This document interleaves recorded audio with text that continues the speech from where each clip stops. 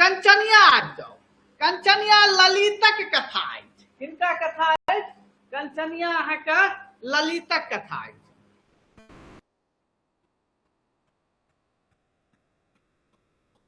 कंचनिया अहाँके ललितक कथा छै। ई 1415 वर्ष के गरीब मजूरिन कंचन व कंचनिया, यानी आई कथा के नायिका या कंचनिया और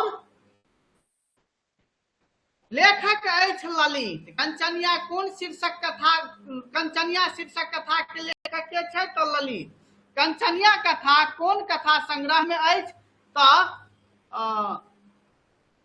ओ अहाँके मैथिली कथा धारा। सबसे पहले हम कह दी कि फसरी के दू छोर शेफालिका वर्मा एक लेखक भ गेल, और एमे सौम्य तकर बाद शैली जे छै से एहि कथा का पात्र भ गेल। ठीक छै। कंचनिया जे छै से अहाँके 14 से 15 वर्ष के मजूरिन कंचन व कंचनिया पितृविहीन, यानी पिता नहीं छै। कंचनिया अपन अपाहिज माँ जे छै हिनकर एकटा अपाहिज छै, मात्र सहारा माँ छलै, जे मजूरी कह के अपन माय के परिवारिश में, मजूरी यानी मजदूरी कह के माय के परिवारिश में लागल छलै। ओकर माय 1 मास से पीलिया बीमारी व ज्वर से पीड़ित अछि, मुदा पायक अभाव में इलाज संभव नहीं अछि। शुक्राइत लक्ष्मी पूजा के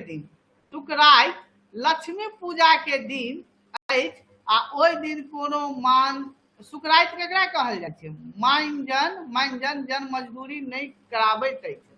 ठीक है। लक्ष्मी पूजा का दिन रहैत अछि, यानी हमरा दिवाली के करबैत अछि, आ नहीं ककरो किछु दैत अछि।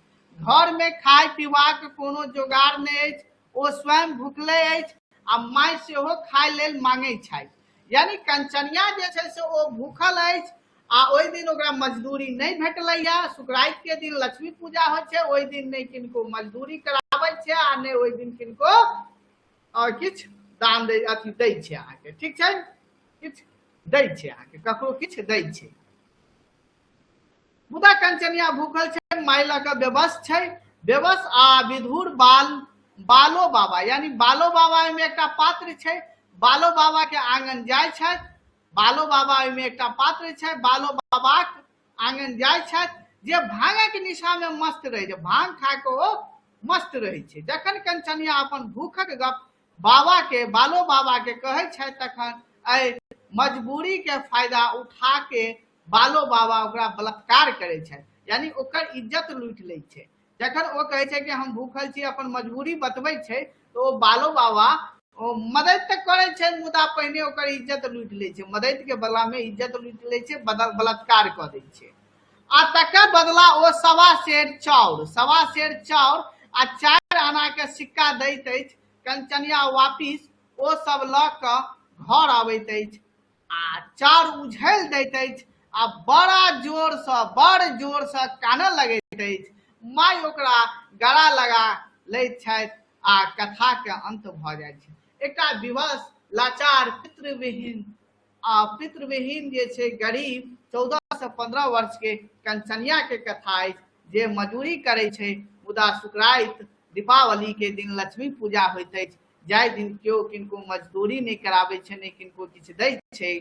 और ओहि दिन ओ एकटा एहिमे पात्र छै बालो बाबा, जिनका आंगन में जाइ छै, ओ उनका इज्जत लूट ले छै। इज्जत लूटला के बाद 1.25 सेर चाउर आ 4 आना सिक्का दै छै, जे कि ओकरा मतलब अयला के बाद, चाउर उझलला के बाद ओ सोचे छै आ कनै छै।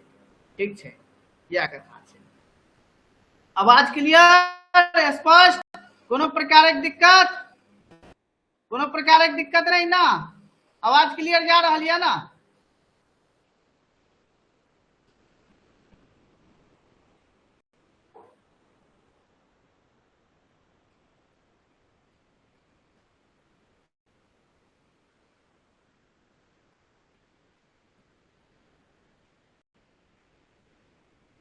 चलो अब जुड़ल रहू अहाँ सब। लाइव कम से कम क्लास नहीं छोड़ियो, प्रयास राखू।